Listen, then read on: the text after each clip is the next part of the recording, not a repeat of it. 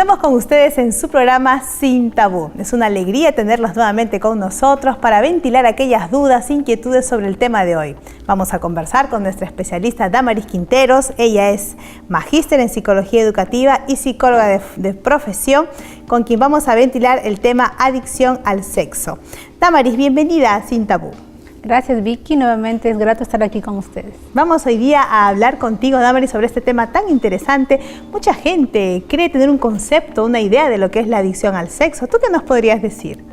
Bueno, Vicky, en realidad todavía no hay un consenso claro respecto al término adicción. No se sabe si es o cumple los mismos requisitos que las adicciones más conocidas, como a las drogas, al alcohol o al tabaco, pero se la denomina más bien como hipersexualidad, ¿no? Que es un término que ha venido a reemplazar lo que se conocía como satirismo en los varones o ninfomanía en las mujeres, que era una exacerbación de la conducta y el impulso sexual, ¿no?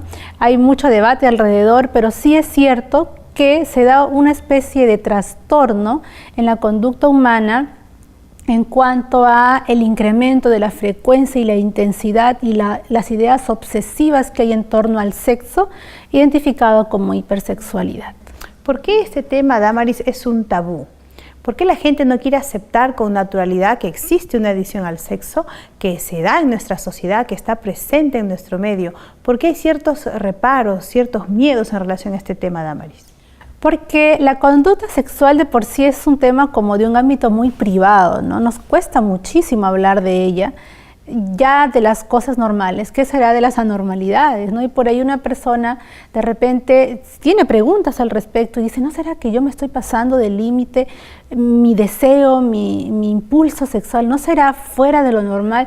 Pero ¿a quién le pregunto, no? Entonces entramos en una especie de soledad, de una vida oculta, que ya de por sí es difícil hablar, y confesar nuestras anomalías resulta muy penoso, ¿no? Muy vergonzoso, hasta culposo para algunas personas, por lo que se posterga, se evita el tema, ¿no? Y llegamos a conformarlo como un tabú. Y esto en relación a que este tema va directamente relacionado con nosotros mismos. ¿Y qué del comentario de la gente, de los familiares, de los amigos, los que están cerca al individuo, sea hombre o mujer, que está padeciendo por esta adicción? Así es, y es porque también las características de este problema son bastante llamativas, ¿no? Por ejemplo, el hecho de fantasear constantemente, contar chistes sobre sexo, vemos una escena en la televisión y ya estamos dándole el doble sentido.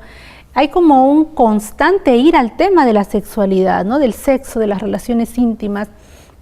Es como que el sexo permea toda actividad que el ser humano, que ese individuo realiza, ¿no? Además, podemos verlo en sujetos que van constantemente a tiendas, ¿no? A sex shops, buscan artículos, van a internet, están constantemente consumiendo pornografía. Personas que no pueden resolver las tensiones cotidianas, a no ser por la vía genital, sexual. Personas que el estrés, la ansiedad, la timidez, la incapacidad para entablar relaciones sociales, las resuelven a través de esto, ¿no? Ahora, no solamente poniéndose en contacto con otras personas, sino también autoagrediéndose, autoestimulándose, al punto de a veces llegar a un agotamiento físico intenso, ¿no? Podríamos decir que esto que tú nos mencionas y bien nos ilustra Damaris, nuestra especialista de hoy, son las causantes de esta adicción al sexo. Se me ocurre una iniciación temprana en la vida sexual. ¿Tendrá su aporte para que esta adicción se genere en una persona? Claro, lo que mencionábamos son un poco las características, ¿no? Viendo las causas, efectivamente está el inicio sexual precoz, no necesariamente coital, ¿no? Sino de repente de toqueteo, de manoseo, o haber sido víctima de un abuso sexual, o también está la baja autoestima, está la necesidad afectiva de ser querido, de ser apreciado, está dentro de las, digamos, estas mencionándolas dentro de los que una persona normal podría incurrir, pero también están otras causas como trastornos de personalidad, enfermedades mentales, enfermedades neurológicas y también el consumo de algunos medicamentos, ¿no? Y en una persona normal, entre comillas, una persona convencional que pertenece a un círculo familiar aceptable, ella podría de pronto exponerse a esta adicción, a tenerla, si es que se expondría al consumo de pornografía de pronto. Sí, está el consumo de pornografía. Se conoce que la estimulación intensa de tipo visual es la que más conlleva o puede convertir a una persona en un hipersexual, ¿no? El ver constantemente escenas, y es lamentable porque nuestra cultura, nuestra sociedad, nuestra ciudad está llena de este tipo de imágenes. Los diarios, las propagandas, en los servicios automotrices están llenos de chicas con poca ropa, de modo que este bombardeo sí genera una constante sensibilidad al tema sexual. Y claro, imagínate, una persona que recibe constante estimulación, llega a su cuarto, está sola, cansada, tiene dificultades para relacionarse con otras personas, carencia afectiva, baja autoestima, va a tener la puerta como más abierta para meterse a este terreno en búsqueda de placer, de bienestar, de autosatisfacción, ¿no? Entonces es fácilmente vulnerable a esta situación. ¿Y qué de la masturbación, Damaris? Algunos expertos recomiendan la masturbación como una parte del desarrollo, debe ser aceptada, concebida, no debe ser censurada. Sin embargo, ¿podríamos encontrar en ella un riesgo para generar una adicción al sexo? Claro, muchos te van a decir, bueno, estás tensionado, estás estresado, te ha ido mal en el día, esta es una vía por la cual tú te puedes sentir bien y vas a disfrutarlo y se te va a ir toda la energía negativa, ¿no? Pero en realidad estamos ante una práctica muy peligrosa. Primero, porque afecta nuestra vitalidad, nuestra energía, nuestra capacidad de concentrarnos, nuestra autoestima, y a la larga distorsiona lo que es el verdadero disfrute sexual que fue dado por Dios para vivirlo en pareja. Al yo autoestimularme o la persona al autoestimularse, tergiversa la noción de placer, y luego cuando efectivamente tiene una pareja, establece una relación con la persona del sexo opuesto, y no logra la misma intensidad o la misma velocidad en experimentar el orgasmo, por decir, entonces ocurre frustración, ocurre culpa, hasta menosprecio por la pareja, ¿no? Entonces altera definitivamente el desarrollo normal de una sexualidad. Vemos, Damaris, que estos indicadores, estas realidades que en nuestra sociedad son observables, son medibles, están presentes, tienen una suerte de invasión de parte de los medios de comunicación. Ya tú nos has mencionado que algunas de esas causas están dadas por esos medios erotizados que nos rodean. ¿Cómo lidiar con esa realidad? ¿Qué podemos hacer? ¿Cambiar la realidad que nos acompaña? ¿Es una utopía de pronto? ¿Qué hacer en este caso con estos medios que son palpables y que hasta los niños están siendo expuestos a ello? Bueno, cada uno de nosotros conoce sus puntos débiles, ¿no? Si una persona que puede estar viendo el programa identifica algunas de las cosas que hemos mencionado como de su experiencia propia, entonces hay que estar alerta. Si yo sé que al ver una imagen erotizada, que al ver una chica o al ver un hombre con poca ropa, ya despierta en mí ciertas sensaciones, soy muy proclive a sensibilizarme o a estimularme con ese tipo de mensajes o de imágenes, entonces debo tener cuidado. Si bien es cierto, yo no puedo autoexcluirme de la sociedad ni del contexto donde vivimos, sí puedo empezar a poner algunas barreras. Evitar. Si yo sé que a cierta hora de la noche empiezan a dar películas o a proponerse en la televisión cosas que me van a estimular, las evito, apago, cierro. Si yo consumo ciertos periódicos donde están a la orden del día las imágenes, las evito. Entonces vamos cerrando canales, vamos evitando de repente lugares, vamos evitando situaciones, conversaciones, entrar a ciertas páginas de internet para minimizar el impacto que ese torrente de estímulos puede ejercer en una persona. Es verdad lo que tú nos dices, Damaris, estos medios erotizados de pronto son transversales a cualquier edad. Desde los niños hasta los adultos y muy adultos están expuestos a estos medios. Quisiéramos que tú ahora nos pudieras decir por etapas en la vida, el adolescente, el joven, el adulto, ¿qué causas tendrían ellos que cuidar para poder levantar esas barreras de protección que muy bien tú nos has planteado? De acuerdo a la edad, ¿cuáles serían las causas más frecuentes a las cuales se exponen estas personas? Muy bien, se sabe que del total de la población, más o menos un 6% es el que se ve afectado por este problema, ¿no? Y de lo cual el 2% son mujeres. Es muy poca la frecuencia vista en las damas, es más, son más proclives los varones. Sería un punto de partida, ¿no? Los que tenemos hijos varones, adolescentes varones en casa, brindar la información requerida, transparente, para que ellos puedan conocer qué conductas son aceptadas, cuáles ya son anormales, qué imágenes realmente son educativas y cuáles ya te van a, digamos, llevar por ciertas perversiones. brindarle la información más clara, especialmente concentrándonos en los varones. Ahora, también podemos partir desde la infancia, ¿no? Podemos ir educando a un niño para evitar ciertos estímulos. Pero los niños van a decir, mira esa figura de esa mujer, o sea, se pueden asustar, ¿no? Entonces, educar, ahí viene la función del padre, de la madre, para enseñar, para ayudarlos a discriminar la información correcta de la que ya, digámoslo a ciencia cierta, son pornográficas, ¿no? Porque ya cada vez es más libre, cada vez vemos la publicidad a personas con menos ropa. Lo que antes de repente era una minifalda, ahora se ha vuelto un shortcito muy chiquitito y cada vez más pequeño, por arriba y por abajo, ¿no? Entonces estamos cayendo en una situación social permisiva, ¿no? Relativa, donde yo no te hago daño a ti, si tú quieres mira a mí, si no, no lo mires, no es tu problema, ¿no? Entonces vamos a necesitar crear filtros en los niños, en los adolescentes, para que ellos puedan discriminar y aceptar, tolerar ciertos estímulos y rechazar otros. ¿Cuáles serían esos filtros, Damaris?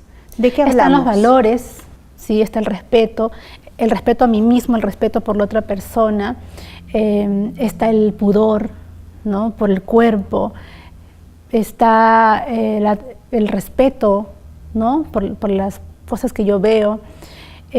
Cuando hablo de la tolerancia, yo hablo de que un niño cuando ve una imagen estimulante, el niño tolera hasta cierto nivel, ¿no? Pero cuando el niño no siente rechazo, más bien siente apego por la imagen, estamos pasando ciertos umbrales de tolerancia, y si ahora digamos, tolera esto, cuando vaya creciendo va a tener todavía mayor margen de tolerancia. Claro, mayor margen de tolerancia. Y cuando sea adulto, ¿qué le va a estimular? Entonces vamos a caer en un círculo vicioso, ¿no? De necesidad, de atracción. Es como cuando uno prueba por primera vez el ají. Si tú pruebas la primera vez, lo vas a rechazar de una, ¿no? Pero poco a poco necesitas más, y vamos a terminar con problemas de personalidad, con alteraciones en la conducta. Y esto por la constante exposición. Repetida, cada vez más intensa. Sí. ¿Nos podría llevar esto a pensar, Damaris, que el origen de las adicciones al sexo podrían estar en algunos trastornos de la libido? ¿Es posible esto? Sí, cuando hablamos de la libido hablamos de la energía sexual, ¿no? Podemos traducirla en un término más comprensible como el impulso sexual, ¿no? Todos tenemos impulsos sexuales, especialmente que despiertan a partir de la adolescencia. Se sabe que esta hipersexualidad va a ser más intensa o puede tener sus principios al comienzo de la adolescencia y al comienzo de la adultez. Hablamos 35, 40 años, ¿no? De la adultez propiamente dicha, ¿no? Porque antes es adultez temprana o juventud. Entonces, estos dos periodos son como los más propensos a que una persona pueda caer en la hipersexualidad. Muy bien, Damaris, qué interesante conversar contigo de este tema. Estamos aquí ventilando nuestras inquietudes sobre nuestro tema de hoy, adicción al sexo. Agradecidas a Damaris Quinteros, quien es magíster en psicología educativa, psicóloga de profesión, quien ha venido a ventilar todas nuestras dudas en relación a nuestra temática. Recuerden que nos interesa saber sus opiniones, sus sugerencias, tal vez algunas preguntas que ustedes quieran hacer en relación al tema de hoy. No duden en hacerlo en nuestro blog, en nuestro correo electrónico o en el Facebook del programa. Volvemos con la siguiente parte de este programa.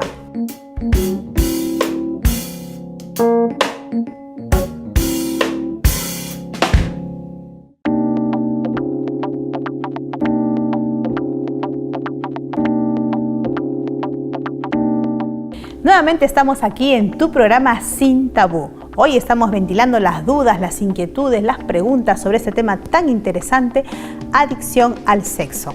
No podemos continuar sin antes ofrecerte la revista del programa Familia Feliz. Recuerda que esta llegará hasta tu hogar de manera gratuita, solamente solicitándola al Facebook del programa, al correo electrónico o al blog. Familia Feliz para ti desde Sin Tabú. Continuamos hablando con Damaris Quinteros, ella es nuestra invitada de hoy, es magíster en psicología educativa y psicóloga de profesión. Damaris, estábamos charlando contigo muy interesantemente sobre este tema y quisiéramos saber cuáles son algunas conductas o comportamientos de un adicto al sexo.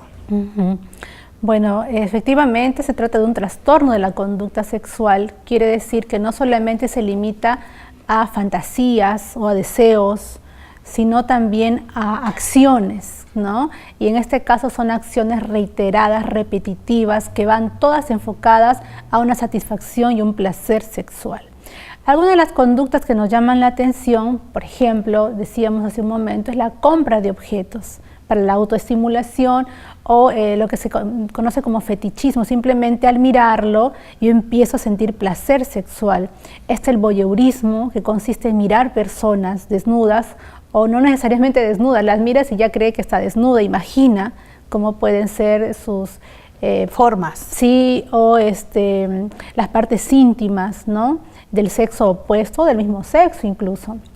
Está también el hecho de mantener relaciones sexuales fortuitas con personas que no conoce, como por ejemplo asistir a los prostíbulos, y toda esta actividad sexual obviamente es carente de afecto, ¿no? No hay una comunicación, no hay una intimidad emocional con la persona con la que se intercambia esta actividad, sino simplemente es un desfogue, es la necesidad de sentir el orgasmo como motor para calmar la culpa, calmar la ansiedad, calmar el estrés incluso, ¿no? Ahora, esto va en intensidades, puede ser menos intenso y podemos llegar hasta una persona que puede tener incluso hasta el día, digamos, 5 encuentros sexuales, ¿no?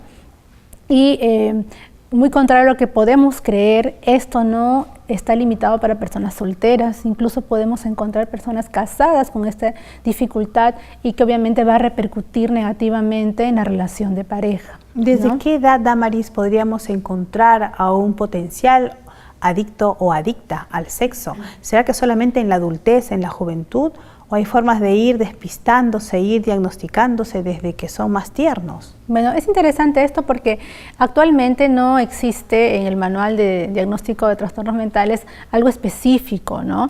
Pero se está proponiendo, sí, que se incluya la hipersexualidad como un trastorno en la conducta. Y allí se estipula, por ejemplo, que la edad en la que se empieza a manifestar es a partir de los 18 años, ¿no? Antes podríamos hablar de tendencias, rasgos, pero ya como un problema instaurado a partir de los 18 años. ¿Y qué relación encuentras, Damaris, entre la adicción al sexo y algunas desviaciones sexuales?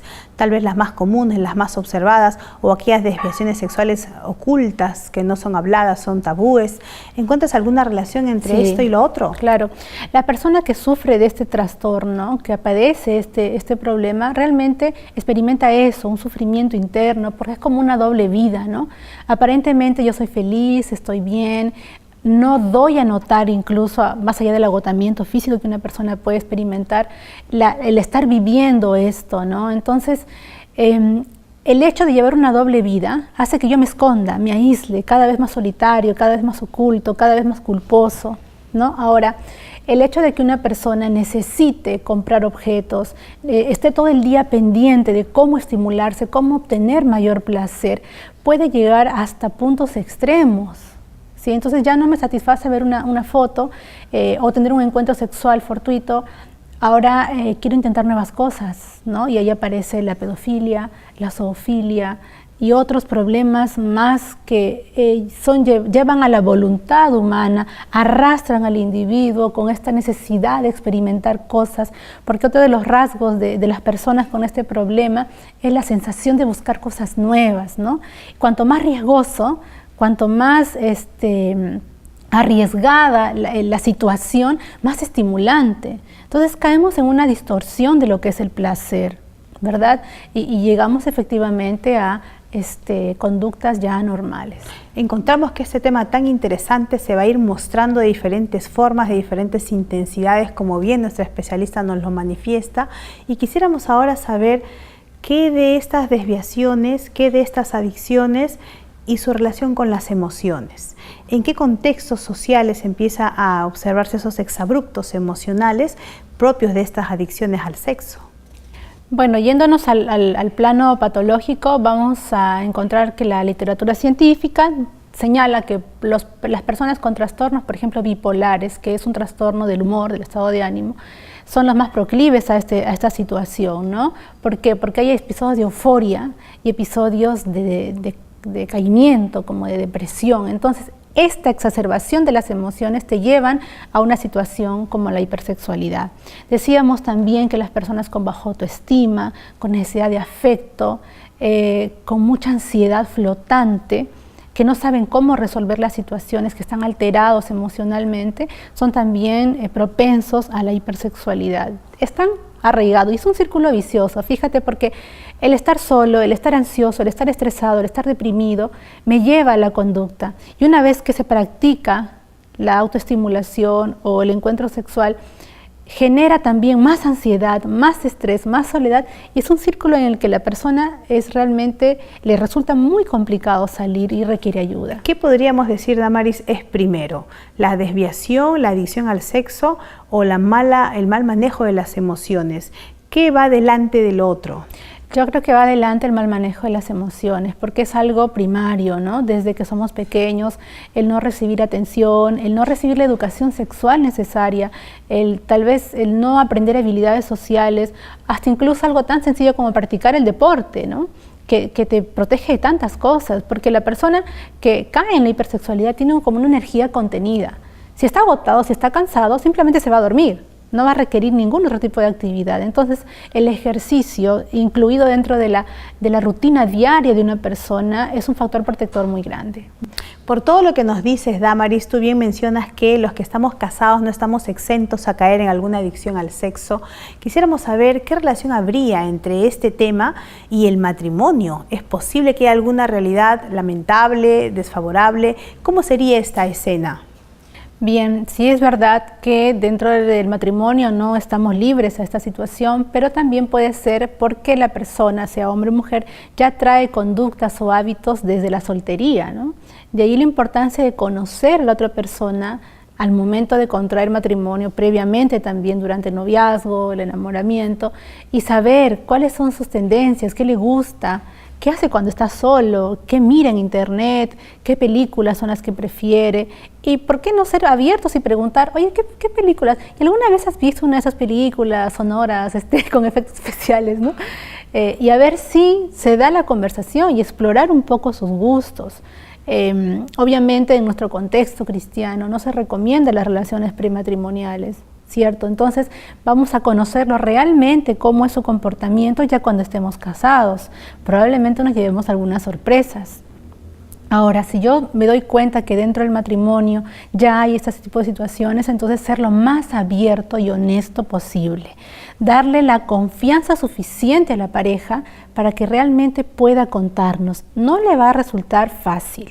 Ya decíamos que es vergonzoso, es hasta cierto punto un poco humillante poder confesar este tipo de conductas o actos. Descalificante, sí, ¿no? Descalificante. Tememos a que la persona nos pueda cambiar el concepto que tiene acerca de nosotros o nos pueda rechazar, ¿no?